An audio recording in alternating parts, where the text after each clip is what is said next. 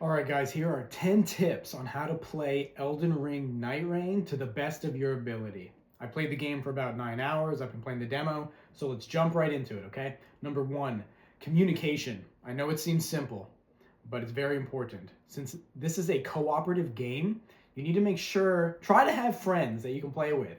I don't have them, so I've been playing solo, queuing up by myself, and the servers have been down, so the multiplayer isn't working. But when you play, try to have friends that you play with, use communication, make sure your mics are on, and talk to each other. It is going to save you a lot of heartache and pain. I trust you. Trust me, I'm speaking from experience here. So communication, number 1. The second thing I have written down is to make sure that you have the right relics equipped before you go in. So obviously you probably know all the characters by now. There's 4 in the demo. There's going to be 8 when it comes out. Know what character you're using, and then you need to have the right relics equipped before you go in when you're in the round table hold. Essentially, you go to this little like fireplace type area in the round table, and then each character has a different color that their relic is associated with. And then you can pick as you play the game, you're going to gain more and more relics, and they offer passive buffs. So like, plus 10 here, inflicts sleep or poison with your attacks, extra guarding with your shields, things like this. So make sure you have the right relics before you even go in, okay? Third one, the auto sprint. There's a super sprint now, you guys. If you played Elden Ring, you had to hold down the sprint button, and you're just holding it, and the guy's running and running and running, and you're losing stamina. In this game, they added a new sprint. It's L3, where you click in the thumbstick instead of just the normal B, for Xbox anyway. And the character will sprint super quick, and then it'll be a toggle. So you'll press it once, and he'll just sprint forever, as fast and as long as you want, without running out of stamina. So it's really good. It's going to help you to get around places quickly so that you can prepare for the bosses at the end of each day, right? So use the super sprint is what I call it. Make sure you use that literally everywhere you go. Okay? Number 4, make sure you get 6 flasks as soon as you drop in. This is just my opinion. These are all my opinions, by the way. As soon as you drop in, go on your map and you can mark, there's 3 golden churches, okay? Go to them in any order you want. I don't know what the most efficient way is, but go to those churches and you can get a flask. You start with 3, and every church you hit, there's 3 of them, so you'll have a total of 6. It'll give you 3 more, and every time that you hit a site of grace, you're going to heal. So that leads me into the next tip. You want to use the sites of grace strategically. So like, let's say you're running around, you're fighting, and you see a site of grace, but there's enemies, over here. Go fight the enemies first. You might get injured, you might have to use a heal, and then you run to the site of grace. It's going to heal you instantly. It only does it once. That's why I bring this up. That's why it's a good tip, because it'll only work once. Yes, you can go back to that same site of grace, but it's not going to heal you again, okay? So every time you see a site of grace, try to use it strategically. See, okay, is there an enemy nearby? Is there a mini boss nearby? Someone that I can kill? And then you go and you will heal as soon as you get there. So use the sites of grace strategically. And once you have 6 of the healing flasks, you see where this is going, right? And then you're fighting bosses, maybe you only have 2 left. You hit that site of grace, boom, you got all 6 of them back and you're fully healed, ready to go. 1, 2, 3, 4, that's number 5. Number 6, no, that is number 6. And then number 7, number 6. Use all 6 of your weapon slots. So you have 6 slots. Make sure you fill them up instantly, right? And then just picking up random weapons, because all weapons have a tiny little passive buff on the bottom of them. So even if you don't have it equipped, it's still going to affect your character, like I said, with the shield blocking or a little bit of extra health or extra stamina, something like that. Then once you have all your slots filled up, you got to really think like a teammate. That's like a bonus tip. You really got to think like a teammate in this game. Think, well, I have this sigil, this incantation ability, but I'm not running magic.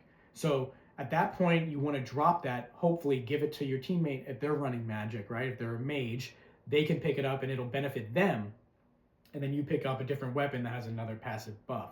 But you always want to keep 6 slots filled, even if you're not using the weapon or the shield, because it's going to give you a passive buff in the background while you're playing. You understand? Okay, next one, learn how to fly. I know it's funny, but there's these little blue trees, like spectral trees scattered throughout the world, and they kind of have these wind patterns that go off into the distance. you want to learn where these wind patterns go, and it's going to help you traverse because you will fly. You will literally grab onto like this falcon's talons, and he will fly you across the map. You can kind of guide him a little bit, but as far as I know, you can't just grab these birds and then fly wherever you want. So you want to learn how the patterns go across the whole map and then use that to your advantage. If you need to get over here and the bird's flying over here, yeah, well, that's close enough, and he can travel a very far distance very quickly. So learn how to fly, learn the way the patterns of the birds go, and that'll help you get around the map incredibly fast. All right, next one, use consumables. Now you're going to pick up throwing darts, sleep pots, fire pots, all the things that you had in Elden Ring that, at least me, I didn't really use these things. You're going to want to use them. You're going to want to use these things. I promise you, the fire greases, the magic grease, coat your weapons. Use it all the time because when you die, when you reset, everything goes to 0 anyway. So just use these things as soon as you get them whenever you're fighting a boss anyway. If you're good enough and your team's good enough and you can get through the first couple bosses, that's great. You can save them for the final boss, but it doesn't matter if you die on the first boss, all of you, it's game over and you reset anyway, right? So I think you should use these things because you will have a chance in the next day to gather more of them. So use the consumables. I cannot stress it enough. Speaking from experience, I played like 500 plus hours in Elden Ring. Oh my God, I kept all these things like the whole time. I didn't even use them because I was always scared to use them to run out. Here, have no fear, use your consumables. Whew. All right, last two. Buy smithing stones. You have to buy them at merchants. Buy one if you want. It's the only way to upgrade your weapon. As far as I know, you can upgrade your weapon. You can buy one, maybe two throughout the whole game. Only certain blacksmiths have them. The merchants have them. I only found them at a couple. So you buy them, and that'll help you upgrade. If you find a weapon you really love with a great passive buff, like I love finding one with bleed or poison specifically, any of those, or ice, you want to upgrade it. Okay, then you can spend money. You have to make a choice, right? Either level your character, or you can level your weapon. So most of the time, I choose to level my character. Only if I really love the weapon and super badass, then I'll choose to do that. So you got to make the choice there. But yeah, the smithing stones, they're at the merchants. All right. And then the last one, very interesting in my opinion, strategy when you're fighting bosses. I think that you should use your ultimates as soon as the boss fight starts, and you should synergize with your teammates. So for example, if you're using like the Wilder or the Guardian, use the AoE explosion or the bird drop, right? The ground pound that the bird has. And then as soon as you do that and you hit the boss, have the Duchess, if you have a Duchess, click her rewind, her clock stoppers, her stopwatch rewind, because her ability will take that same damage that you just dealt by using your ultimate. It'll take that damage and replay it again. And it'll do 50% of the damage again immediately to the boss. And the way the abilities work is they're on a timer, and they'll fill up these two circles. They'll fill up as you're playing. So I think you should use it right away as soon as the boss counter begins, because you're not going to die instantly, I hope.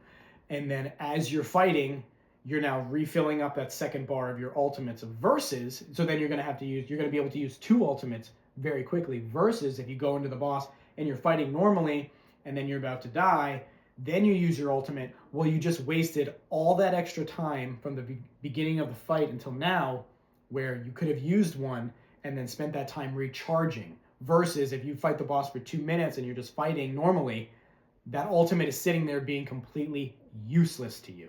So I really think you should use your abilities as soon as a fight starts, and then as you're fighting, let time work on your side to let it fill up the bar, so you can use a second one.